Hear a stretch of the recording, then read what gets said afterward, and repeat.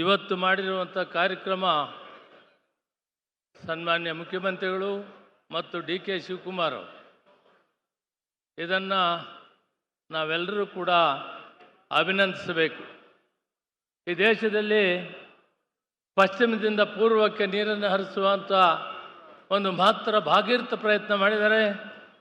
ಅದರಲ್ಲಿ ವಿಶೇಷವಾಗಿ ಶಿವಕುಮಾರ್ ಅವರು ಜವಾಬ್ದಾರಿ ತೆಗೆದುಕೊಂಡ ಮೇಲೆ ಸಾಕಷ್ಟು ಎಡರು ತೊಡರುಗಳಿದ್ವು. ಅವೆಲ್ಲವನ್ನು ನಿಭಾಯಿಸಿ 14 ತಿಂಗಳಲ್ಲಿ ವಿಶೇಷವಾದ ಕಾರ್ಯಕ್ರಮವನ್ನು ಮಾಡಿ ನಮಗೆಲ್ಲ ನೀರು ಕೊಡ್ತಾರೆ ಅಂತ ಆಶಾಭಾವನೆ ಬಂದಿದೆ.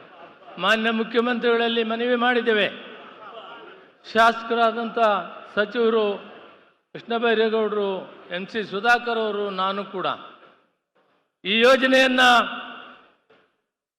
ಕೋಲಾರ, ಚಿಕ್ಕಬಳ್ಳಾಪುರ ಮತ್ತು ಬೆಂಗಳೂರು ಗ್ರಾಮಾಂತರಕ್ಕೆ ಪ್ರಾರಂಭ ಮಾಡಿಕೊಂಡು 7 ಜಿಲ್ಲೆಗಳಿಗೆ ಇಲ್ಲಿಂದ ಪ್ರಾರಂಭ ಮಾಡಿ ನೀರು ಕೊಡಬೇಕು ಅಂತ ಒಂದು ತೀರ್ಮಾನ ಆಗಿತ್ತು.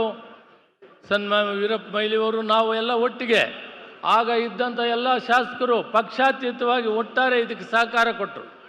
ಅದರ ಮುಖಾಂತರ ಇವತ್ತೊಂದು ಮಹತ್ತರವಾದ ಭಾರತ ದೇಶದಲ್ಲಿ ಪಶ್ಚಿಮಕ್ಕೆ ಹರಿಯುವಂಥದ್ದನ್ನು ಪೂರ್ವಕ್ಕೆ ಹರಿಯುವಂಥ ಭಾಗೀರಥ ಪ್ರಯತ್ನ ಮಾಡಿದಂಥ ನುಡಿದಂತೆ ನಡೆದಂಥ ಮಾನ್ಯ ಮುಖ್ಯಮಂತ್ರಿಗಳು ಚಿಕ್ಕಬಳ್ಳಾಪುರದಲ್ಲಿ ಘೋಷಣೆ ಮಾಡಿದರು. ಅವರೇ ಇವತ್ತು ಇದನ್ನು ಉದ್ಘಾಟನೆ ಮಾಡಿದ್ದಾರೆ.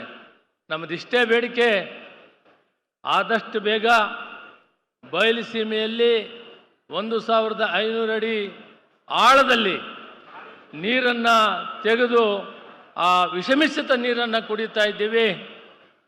ಈ ಬಯಲುಸೀಮೆಯ ಕೋಲಾರ, ಚಿಕ್ಕಬಳ್ಳಾಪುರ, ಬೆಂಗಳೂರು ಗ್ರಾಮಾಂತರ ಜಿಲ್ಲೆಗೆ ತಾವು ಆದಷ್ಟು ಬೇಗ ನೀರನ್ನು ಕೊಡಬೇಕು ಅಂತೇಳಿ ಮುಖ್ಯಮಂತ್ರಿಗಳಿಗೂ ಉಪಮುಖ್ಯಮಂತ್ರಿಗಳಿಗೂ ಮನವಿ ಮಾಡಿ ನೀವದನ್ನು ನಮಗೆ ಒಂದು ಭರವಸೆ ಬಂದಿದೆ. ಈ ದಿನ ಈ ನೀರನ್ನು ನೋಡಿ ಭರವಸೆ ಬಂದಿದೆ.